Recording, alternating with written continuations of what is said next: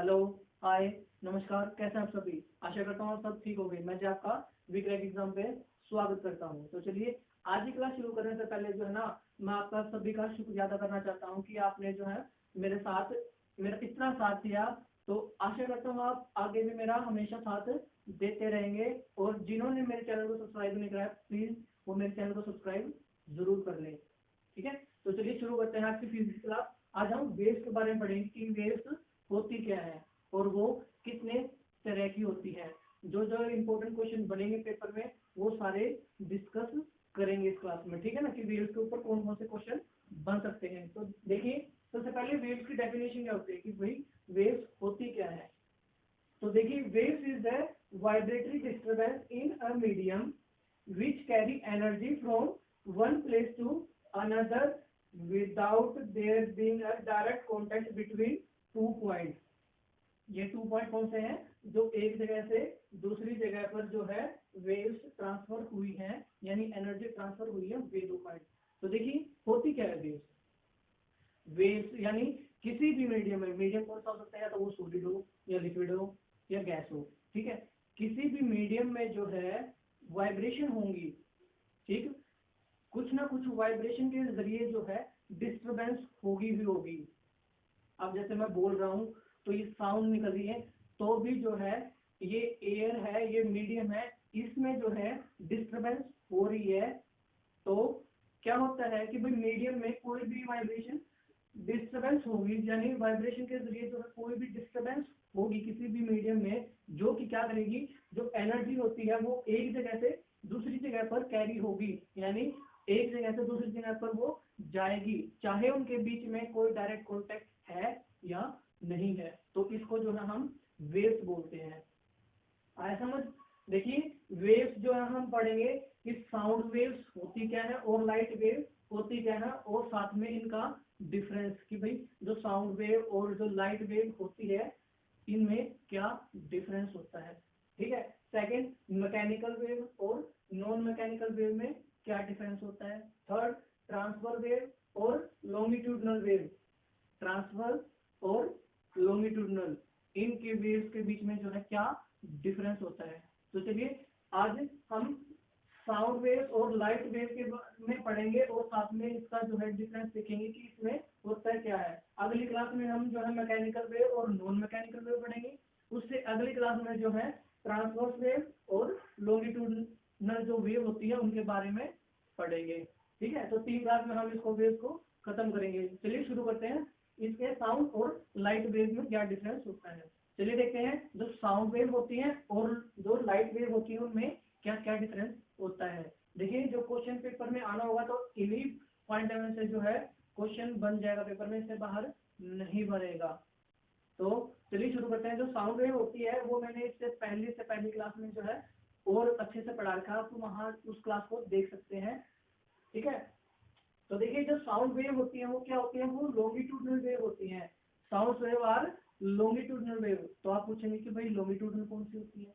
तो देखिए, longitudinal wave होती है जो कि बैक एंड फोर्थ मूव करती है, यानी कि पैरेलल मूव करती है। किसकी? वेव्स की डायरेक्शन में जो वाइब्रेशन होती है वो पैरेलल मूव करेगी। ठीक है ना। तो देखिए, sound wave are longitudinal wave in which vibration are parallel to the direction in which waves are travel.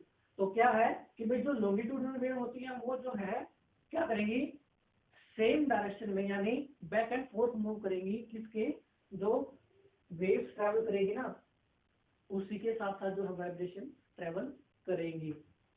ठीक है, जैसे कि एग्जांपल बताऊं लॉन्गिट्यूडनल का, वैसे तो हम आगे और अच्छे से पढ़ेंगे, पर जो लॉन्गिट्यूडनल का एग्जांपल बताएं, जैसे एक स्प्रिंग हो गया, उसको हम खींच देते हैं और फिर छोड़ देते हैं, तो जो वाइब्रेशन उत्पन्न होगी ना, तो उसी को जो है वो लॉन्गिट्यूडनल वेव का जो है एग्जांपल है। ठीक, पर जो लाइट वेव होती है ना, लाइट वेव को हम रेडियो वेव भी बोल सकते हैं, रेडियो वेव्स। ठीक है ना, लाइट वेव को हम रेडियो वेव्स भी बोल सकते हैं। तो ये क्या होती है, लाइट वेव और ट्रांसवर्स वेव। देखिए, ये लॉन्गिट्यूडनल थी, ये ट्रांसवर्स है। ट्रांसवर्स क्या होती है, जैसे कि वेव्स जो कि यानी कि वाइब्रेशन जो होगी वो परपेंडिकुलर ट्रेवल करेगी वेव्स के, वो ट्रांसवर्स वेव होते हैं। जैसे कि एग्जांपल बताओ ट्रांसवर्स का, कि हम एक स्टोन उठाएंगे और पानी में फेंक देंगे, तो जो वेव्स उत्पन्न होंगे ना वो ऐसे करके, तो वो जो है ट्रांसवर्स वेव होती है। तो देखिए light wave are transverse wave in which vibration are perpendicular, इसमें पैरेलल था, ध्यान रखिए इसमें पैरेलल था, इसमें परपेंडिकुलर होगा to the direction in which waves are travel. आया समझ पहला पॉइंट।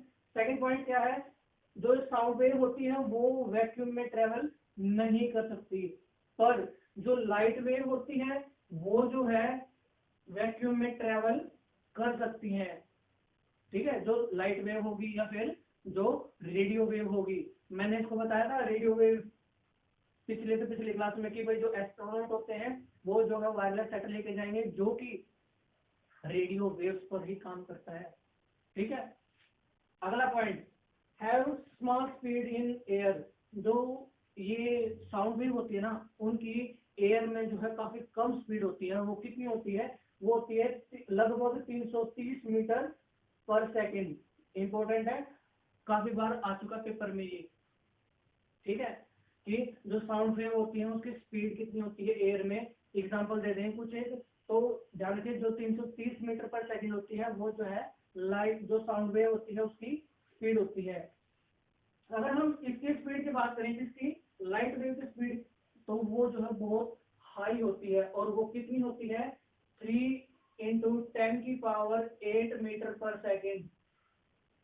कितनी, 3 × 10⁸ मीटर पर सेकेंड। ये भी ध्यान रखिए कि भाई जो लाइट वेव की स्पीड होती है फिर रेडियो वेव की जो स्पीड होती है वो कितनी होती है 3 × 10⁸ मीटर पर सेकेंड जो है ये इसकी स्पीड होती है। अगला, जो साउंड वेव होती है वो कैसे उत्पन्न होती है, यानी due to vibration of particle in a medium, यानी किसी भी मीडियम में, मीडियम कौन सा हो सकते हैं, सॉलिड हो सकता है, ठीक है, या फिर लिक्विड हो सकता है, या फिर गैस हो सकती है। ठीक है, ये 3 मीडियम होते हैं, इन 3 में जो है जो पार्टिकल्स होते हैं उनके वाइब्रेशन के जरिए जो है ये साउंड वेव जनरेट होती है। और लाइट वेव क्या होती है, very electric and magnetic field, किसकी वजह से होती है, जो इलेक्ट्रिक और मैग्नेटिक फील्ड होती है उन्हीं की वजह से होती है। तो देखिए हम इलेक्ट्रिक और मैग्नेटिक फील्ड को क्या बोलते हैं कि भाई जो मैग्नेट होता है, एक मान लीजिए मैग्नेट है, ये नॉर्थ पोल है, ये साउथ पोल है, तो ये ऐसे करके ये जो वाइब्रेशन ये फील्ड बनेगी ना इसकी, ठीक है, इसी को मैग्नेटिक फील्ड बोलते हैं। यानी कि जो मैग्नेटिक फील्ड क्या हो सकती है, इसकी डेफिनेशन की बात करें तो क्या हो सकती है, magnetic fields is the area in which there is magnetic force, जहां पर जो है मैग्नेटिक फोर्स होगी उसी को जो है जितनी दूर में हो चाहे वो, तो उसी को हम बोलेंगे मैग्नेटिक फील्ड। आपने देखा होगा कि अगर हम चुंबक एक लोहे के पास लेके आएंगे तो वो अपने आप आ जाता है, तो जहां तक वो जो मैग्नेटिक फील्ड जाएगी ना उसकी, यानी मैग्नेटिक जो फोर्स होगी वो जहां तक बनेगी तो उसी को जो हम मैग्नेटिक फील्ड बोलते हैं, या फिर उसी को ही हम जो मैग्नेट में बनेगा वो मैग्नेटिक फील्ड होगी, जो इलेक्ट्रिसिटी में बनेगा वो इलेक्ट्रिक फील्ड होती है।